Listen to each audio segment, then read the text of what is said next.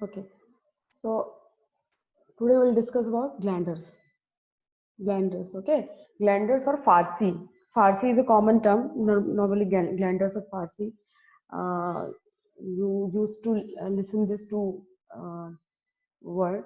Like glander is very common, but commonly it is known as the Farsi, or another name is the cutaneous glanders, equine nasal thysis, meliesmus.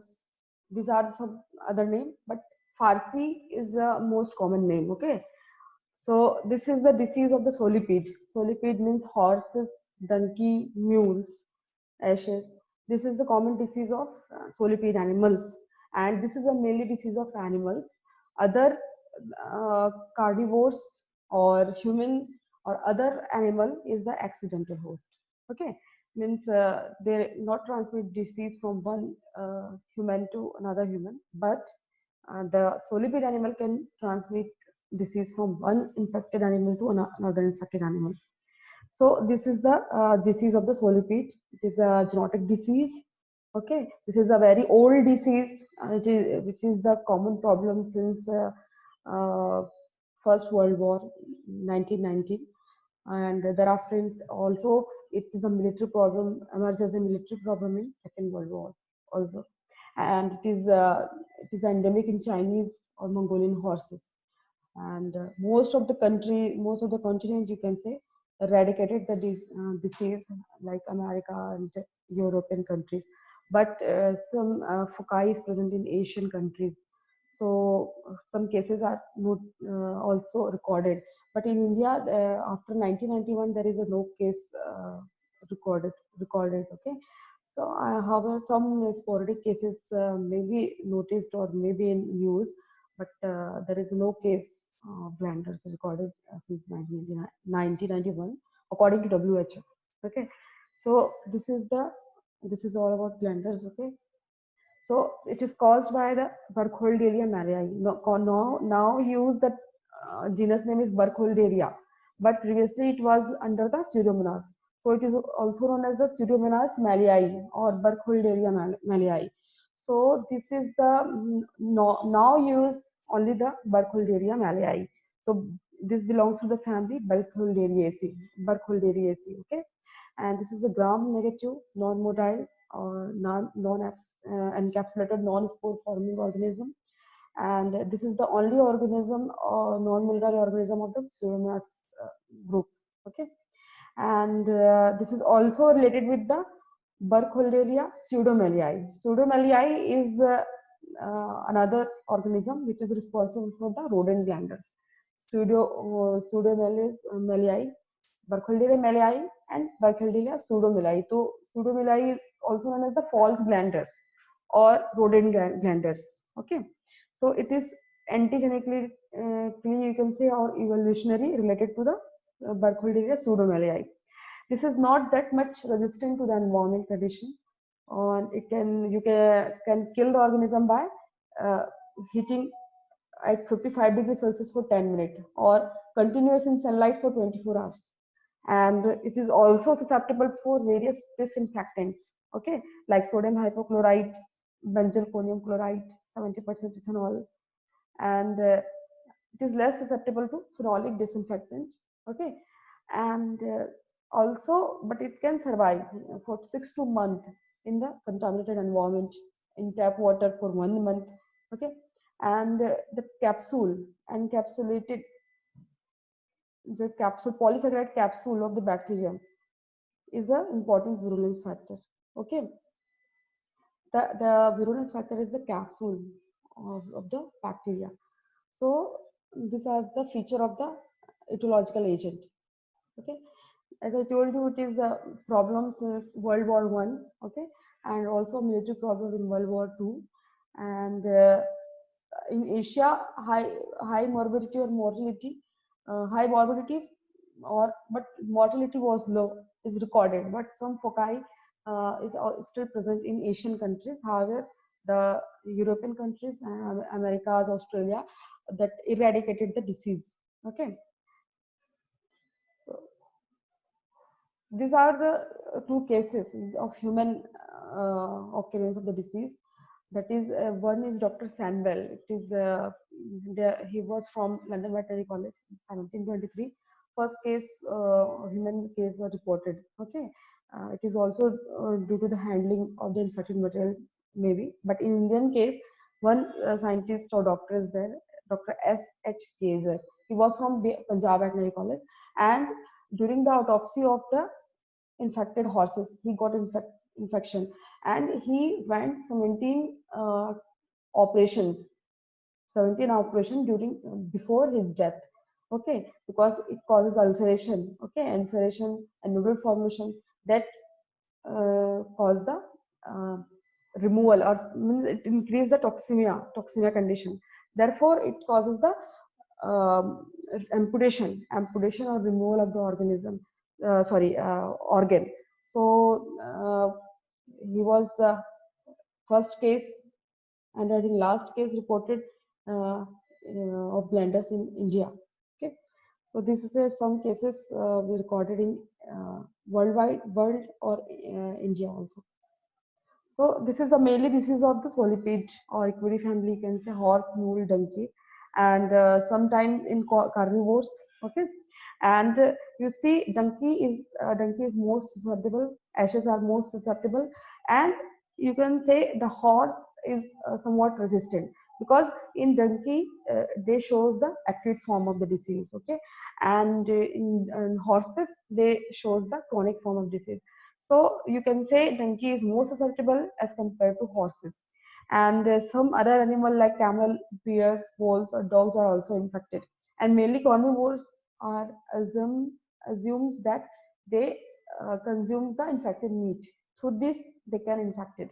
Okay, and cattle and pigs are almost resistant to the disease. And in human, the various person like veterinarians, butchers, groom, laboratory workers, and horse handlers are the susceptible population. They can contract the disease by the various activity. Okay, so these are the host range. Okay, and how it is transmitted from animal to human, or between animal to animal. Okay, so when human can contact the infection by the contact with the infected body fluids of the infected animal, or if handling with the bare hand, if there is any cut and abrasion of the skin, then it enters through uh, skin. Okay, and also the mucous membrane of the eyes and nose, and all it shows the pulmonary symptoms. Okay, so it enters to the inhalation also. Human to human transmission is not reported yet, and in animals, from one infected animal to another infected animal through the skin lesion or through the discharge of the lymph node, means direct contact or inhalation, it can transmit between animals. Okay, so in between animal, it can transmit from one animal to another animal, but not from human to human. From animal to human, it transmitted through various route, but not human to human transmission is recorded. So these are the simple. Okay. Now come to the sign and symptoms. As I told you, in donkey, ashes, and mules, it shows the acute form of the disease. In acute form, you see there is a characterization of the acute form is high fever, depression, dyspnea, diarrhea, and rapid weight loss. And in horses, it shows the some chronic form of the disease, mainly in endemic areas. It shows the chronic form of the disease. And in chronic form, you can categorize the chronic form in three type of the disease. First one is the nasal form, pulmonary form, and third one is the cutaneous form. So in acute form, it will show some symptoms like systemic symptoms like fever, depression, okay, diarrhea, rapid weight loss. And in chronic form, there are three forms of the disease. So first we'll see the nasal form of the disease.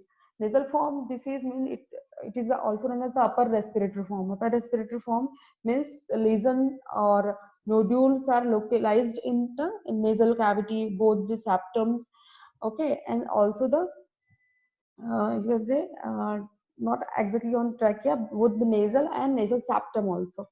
So that nodules is the may ulcerate. That nodules may ulcerate and discharge the purulent of discharge.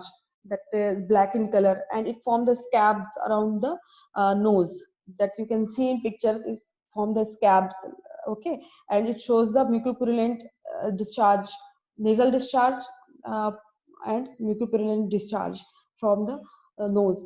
So the you can see the viscous yellowish green mucopurulent discharge, okay, and it will also show the high fever and labored breathing, loss of appetite, okay, along with the nodule formation.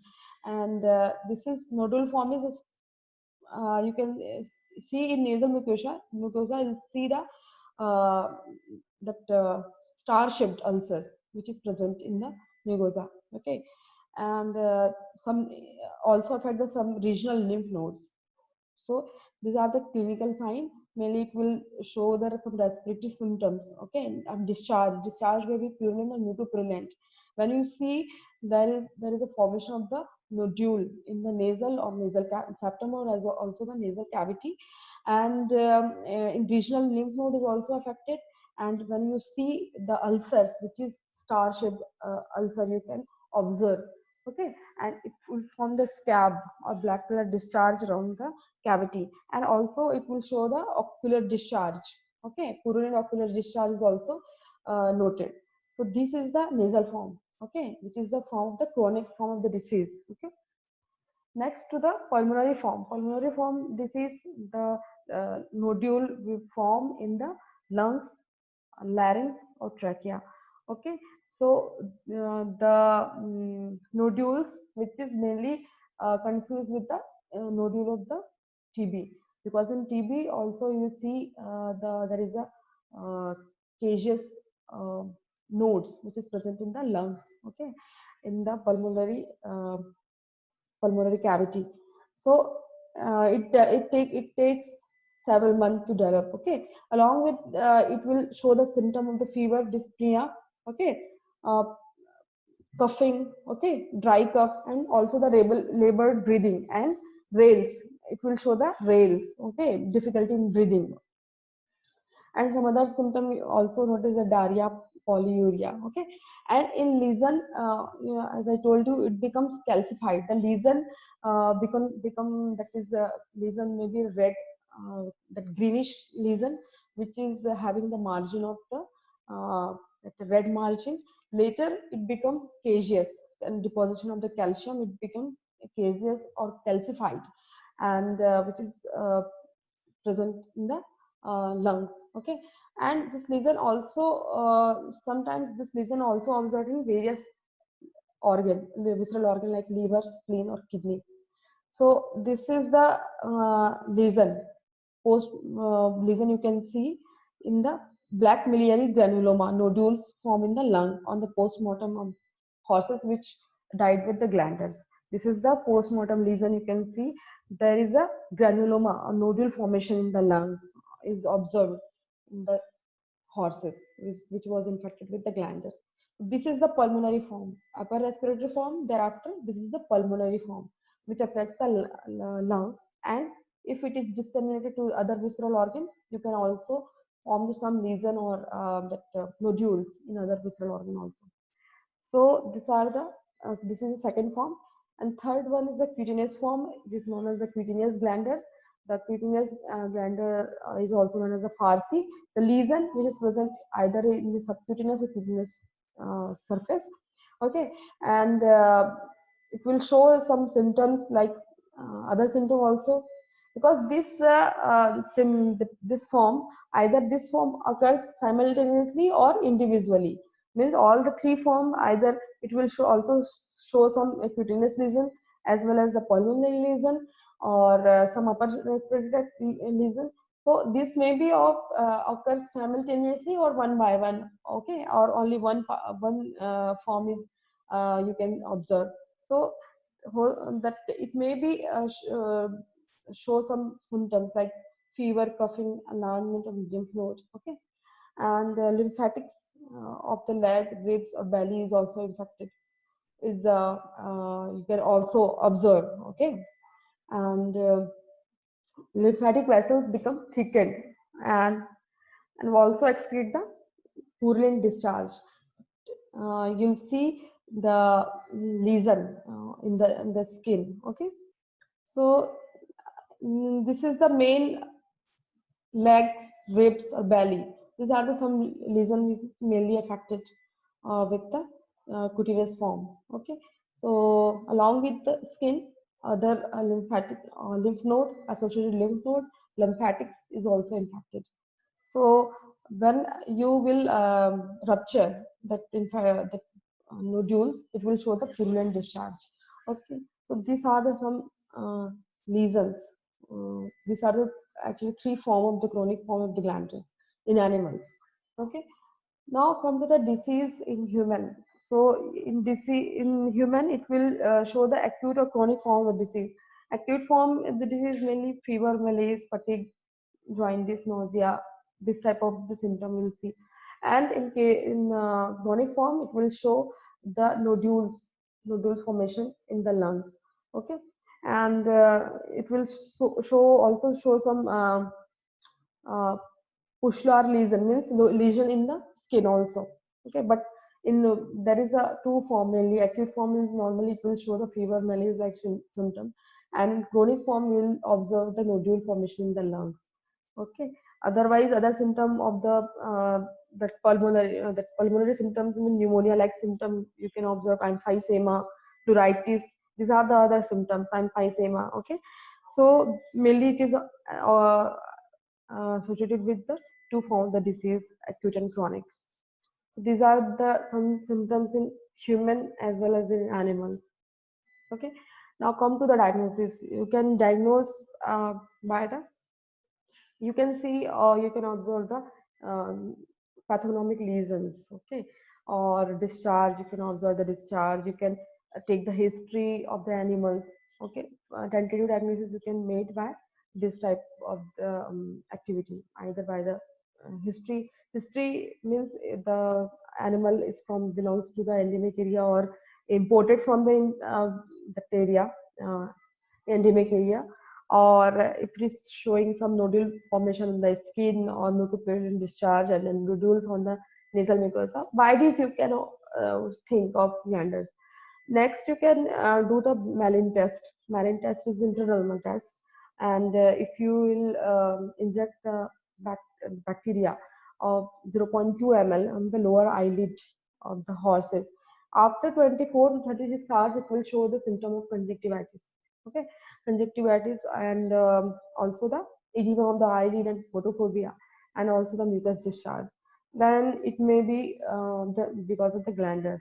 Okay, you can also go for the serological test like indirect hemagglutination test, complement fixation test, and ELISA. And if you want to isolate the organism or pathogen, you can take the sample from nodule of the means, uh, the extract. You can say mucopurulent discharge or purulent discharge, or that from the nodule, or either from the secretion of the nasal secretion. You can take the sputum or cup sample, and you can grow the bacteria in media, and which mainly consists of glycerol. So you can isolate the organism, but you require the aerobic condition, as also you require the strict biosecurity measures.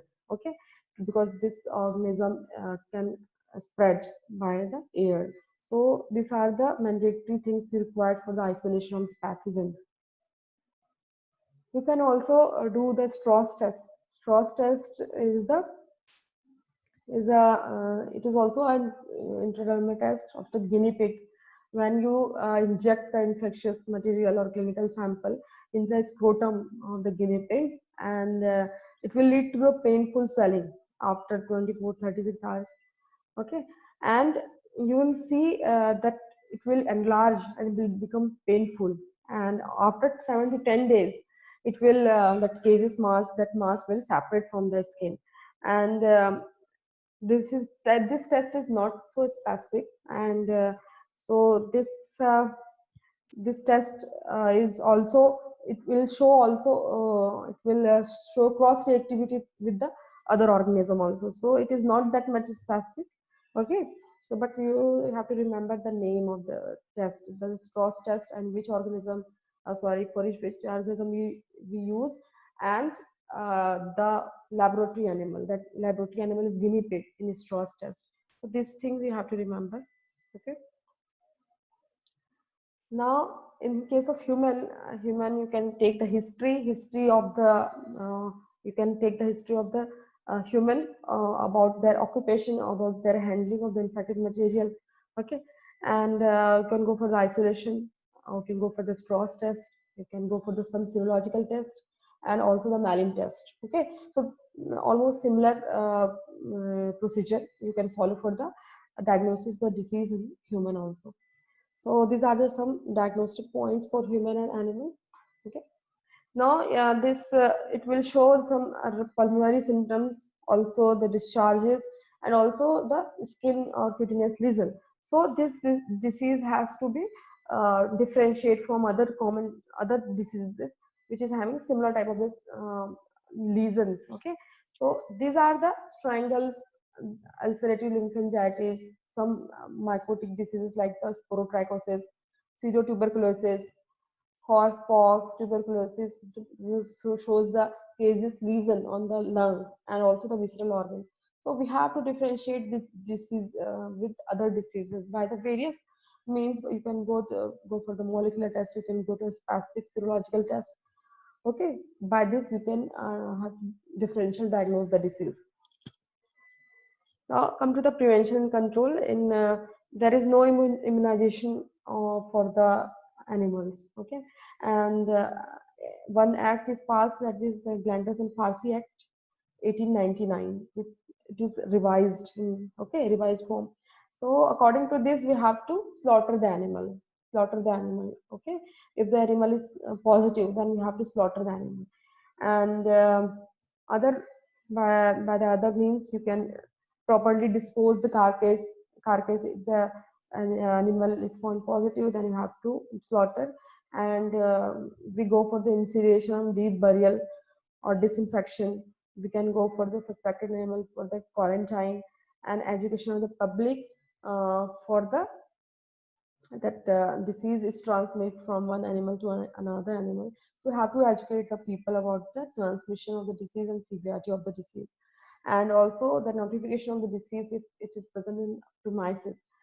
In your premises, then you have to notify the disease to the authority or the government. Okay, so these are the some points for the prevention controls.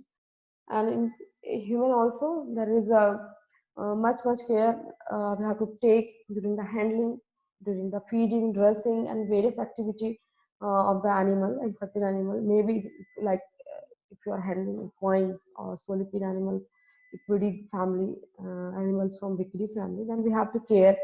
Okay, the also that medical care we have to provide, and same there's a disease notification. We have to give a notification to the government, and education of the public is very important to control the disease. So these are some prevention and control point in case of human and animal. And in treatment, there is no treatment educated for animals, but in human you can go for the some autogenous vaccine, means that serum from the infected human. You can use the serum from infected human. This may act as a just like vaccine, or it is known as the autogenous vaccine. Okay, and you can also use some drugs like streptomycin, chloramphenicol, and tetracycline. It was found effective against the Burkholderia. So these are the treatment point for the human as well as the animal. So this is all about the glanders. Okay, so if you have any query, then आप पूछ सकते हैं.